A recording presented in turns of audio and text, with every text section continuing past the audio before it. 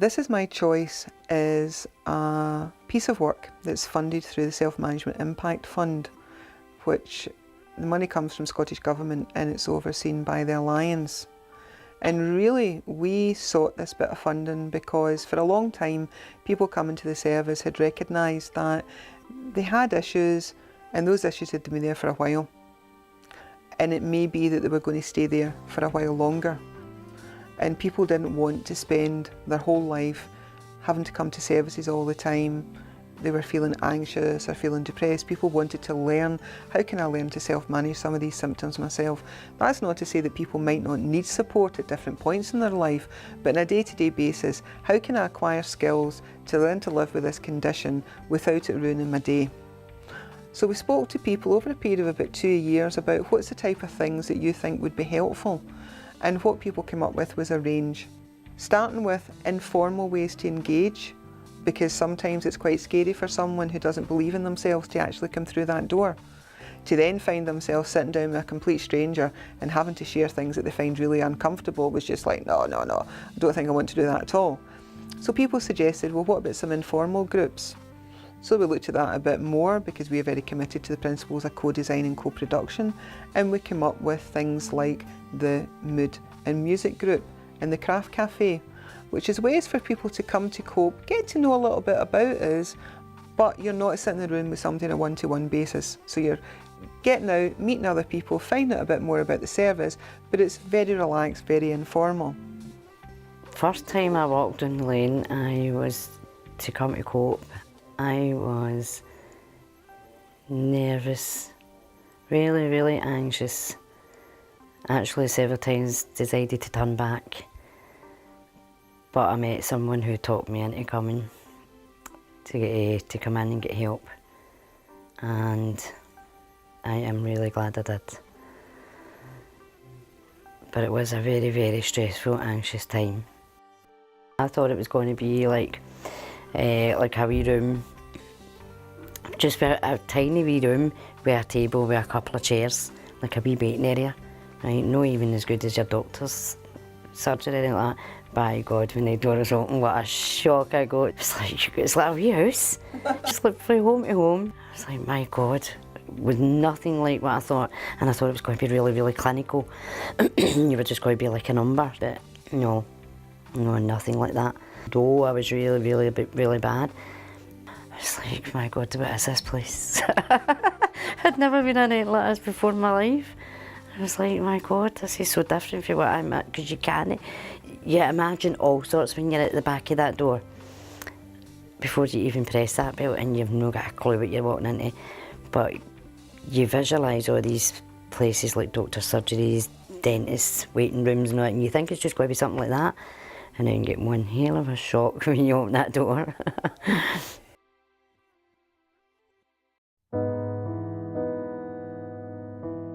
You're not taking an awful lot in, do you know what I mean? When you come in that state, definitely I didn't anyway. I didn't take it all in, and I couldn't remember half it, to be perfectly honest. And it wasn't until I'd been like a few times I really started to suss out what the place was all about and who was who and everything. But never, ever in my life been to a place like Cope, never. And I had been to quite a few, to be honest, but never expected what I walked into.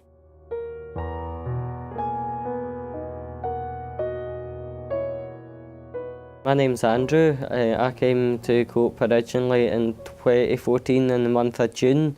I was seen by a lady called Sheila, and within the first session she thought it was best for me to go on a course called TIMC, also known as This Is My Choice. And within 5 months I was able to get to a stage where I was well enough to actually be discharged. And roughly at the time of discharge I was actually informed that there was actually a vacancy going within COPE as a receptionist. I applied for it and lo and behold, I got it, so I've been working since. My name's Elspeth. I first came to COPE about 2 years ago when I had an issue with an operation I was due to get, and I started to have thoughts of suicide and realised that I shouldn't be thinking about these things. So I went to my doctor, who referred me to COPE, and I saw Fiona, and her help was invaluable. I learned how to cope with my stress, how to use rest and relaxation and breathing to try and calm myself down. And then I realised there was an opportunity to volunteer. And as soon as I knew that I wanted to stay within the arms of COPE, to keep that support, but in that as well to be able to actually give something back for everything they've given me. Hi, my name's Caroline. I first came to COPE many years ago. It had been about maybe 12 years ago.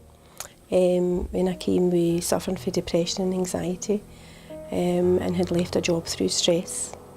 When I came into COPE, I started to receive counselling, which helped me greatly.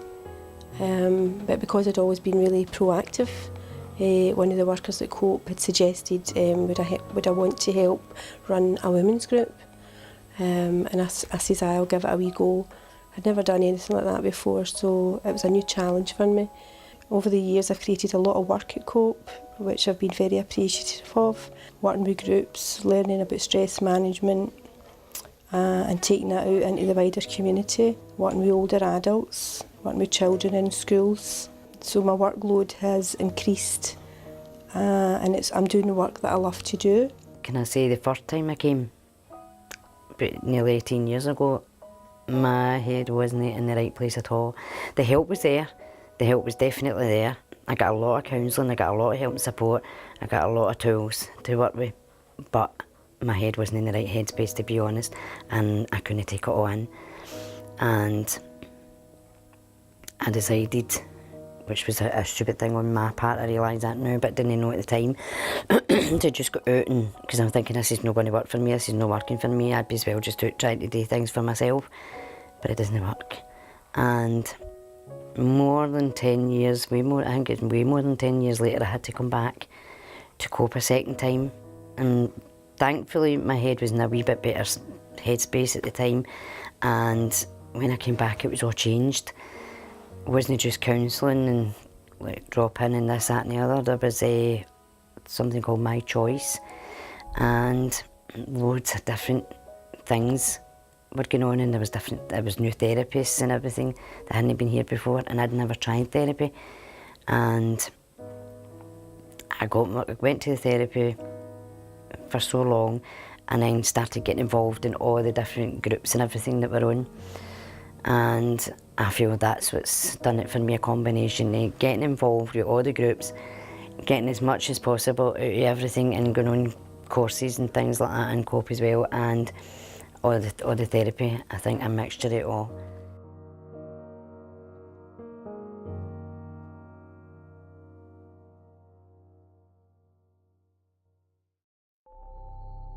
The groups I've been on, I went on the ACT course. I think that was one of the first ones I done. Then I got involved in the music group. Then the Dream Machine. After that it was the Indian head massage workshop, hand massage workshop, then acupuncture. Now I'm on the mindfulness, which is absolutely awesome. It's brilliant, I love it. So between all them and the one-to-one therapy with Sheila, I have really turned my life around.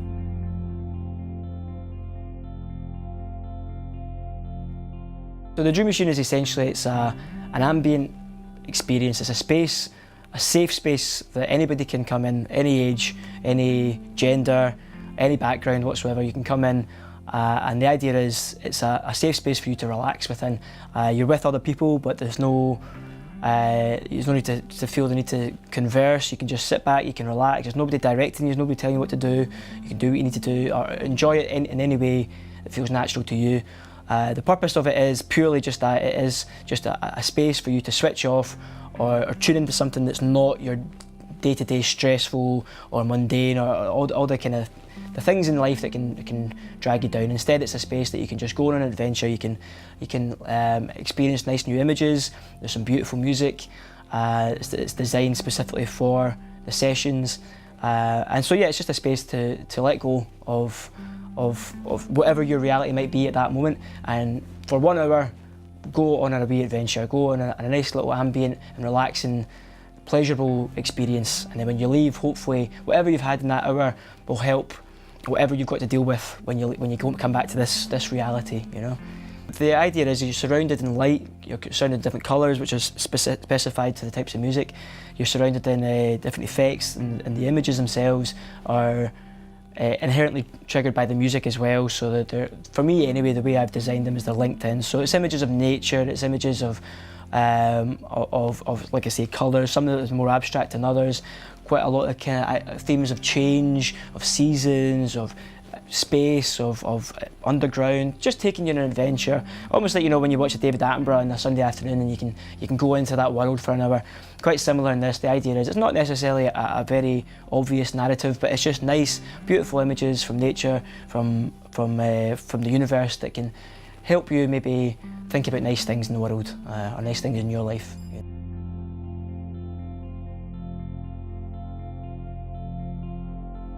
I also help to facilitate a music group at Cope, and it's called Music, Mood and Media. That started maybe about 4 or 5 months ago, and it runs once a week. The group, again, set up similar to the women's group. It's a self-management group for people to come along who are maybe suffering from mental and emotional distress, or maybe physical illness. Whatever it is, they come along to manage a condition. So the group's not about you telling people what they should be doing, it's about encouraging them to learn about how they can improve their own health conditions. What the group actually does is, it's a sing-along group. It's not about being the best singer. It's just about a group thinking about songs that they would like to do as a group. They come up with the ideas, then we just have a sing-along. We have Neil in the group who plays the guitar, so he's really good in the group to help us think about maybe songs that we could maybe sing. We like to sing songs that are quite uplifting, because music has a vibration, I believe, and you've got to think about words with songs, so we are careful with what we choose. There's occasions maybe where somebody will come up with a song and we will sing it, and we think, no, that might not be too good for the group, because the group's about people leaving at the end of the session after 2 hours and feeling more uplifted, and they forgot their problems for a couple of hours as well. The group's going from strength to strength, and the group are starting to bond, and people are actually in the group starting to do a wee bit of facilitation, because I believe that, again, I'm just in facilitating that group, and it's good to get other people, when you see their confidence building, you know, saying to them, would you like to take the group for 5 minutes? That actually happened last week, and 3 people for the group, you know, sat at the front and done a wee bit of facilitation, just asking, right, what song are we going to be singing now, counting the group in, you know, and just seeing that, you know, telling the group how they thought, you know, that session went. So that's kind of where we are with that.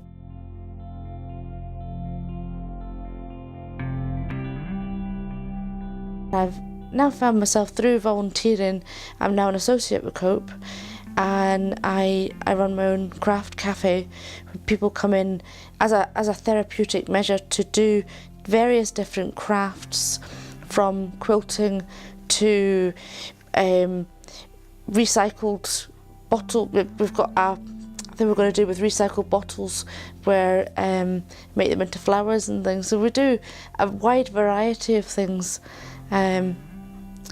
which I wouldn't have had the confidence to do before. I'm finding that job, it's really good. It's got its peaks and troughs as in busyness.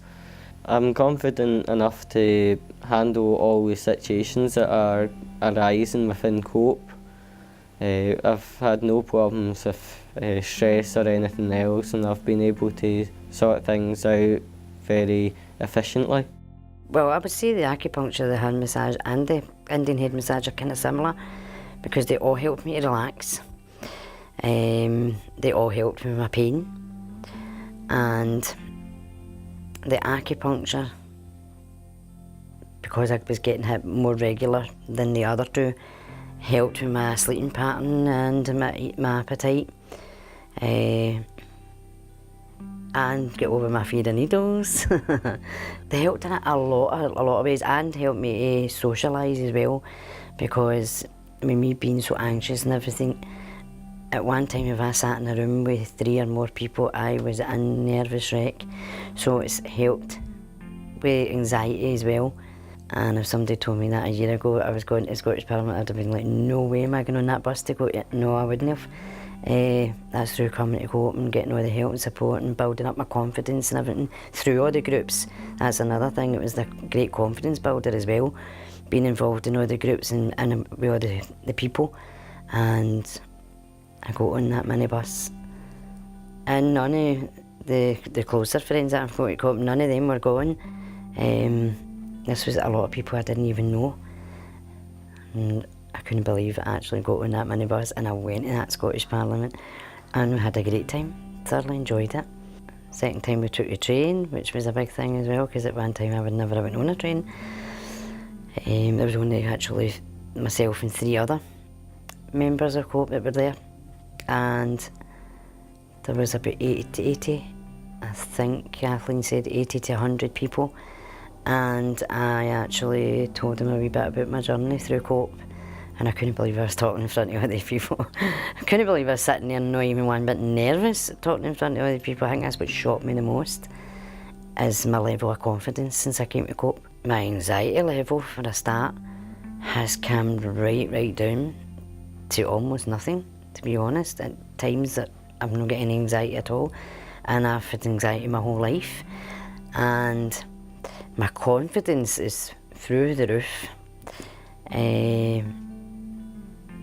And I've a lot of health benefits, like because I use the relaxation chair every day, the relaxation room should I say, but the chair, the massage chair in it, I use that every day for an hour at least, and that's helping with my back pain in my leg, that's helping my physical side. So there's a lot of different things, a lot of benefits, like my sleeping's better, my eating pattern, my physical side, as I said, and so much so now I'm actually volunteering in COPE's reception, and also on the committee as well, which is something I would never have been able to do because I couldn't focus on nothing when I first came to COPE. Now, I'm taking on a lot of different things, and I'm coping with it, pardon the fun. But no, I find a big difference in my life since I came to COPE. As clients, we're all consulted with everything and we all get involved in everything, not just the committee. Every client gets their say, they all get their choice. That's why I think, I know, people are like, my God, what kind of service is this? Because you don't get, other services you don't get included. You would never get included, but COPE includes you in everything that they're doing, and you get your say. Hilda and the rest of the team take into account what everybody's saying. The community's always been involved in everything to do with COPE, and to be honest, I think that's how it works.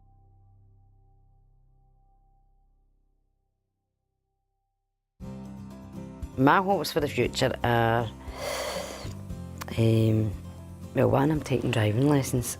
Wow. So my hope in the near future is to pass, which I think I will. I'm so confident. That's terrible. Pass my driving test, get a car. Oh, I stopped smoking to save up for the car, by the way. Something I've never dreamed of doing. That's mindfulness, because I'm busy now thinking about what I'm putting into my body, whereas at one time I would never have cared. But I'm focused on, because it's a breathing thing, and I'm focused mostly on my breathing all the time and all. And I'm hearing things through the mindfulness, silent breathing that I never heard before going on. So it's changed my whole way of thinking, which is great. So giving up smoking to raise money towards my car. And I'm now in training with Indian head massage, hand massage, and soon to be maybe reflexology, and hopefully go to college in the near future once I get the driving test out the road first, and become a therapist, because the staff at Cope have really inspired me, and I love helping people, and obviously I couldn't qualify as a nurse or anything like that, or a doctor, or anything like that, so therapist is the next best thing, and it means that I'll be able to help people and do what I always love to do. So if you're sitting at home and you're feeling isolated and feeling depressed and anxious, then Cope's definitely the place to come to. And it's such a warm, friendly atmosphere. You can sit and not say anything to anybody, or you can sit and there's people to talk to. It's such a nice place to come into, so come along, help yourself. If you're suffering any mental difficulties, i.e. insomnia, anxiety, depression or anything, first of all contact your doctor. Number one, they could help you out one way, but also give us a bell and we'll take things from there. And our waiting times are incredibly short, so you'll be seen really quickly. So if you're watching this, and like me over a year ago, are not in a very good place at all, I strongly advise you to pick up the phone and make that call to get the help that you deserve and need, the same as the rest of us. And I'll tell you, believe me, it works, and it'll be the best call you ever made.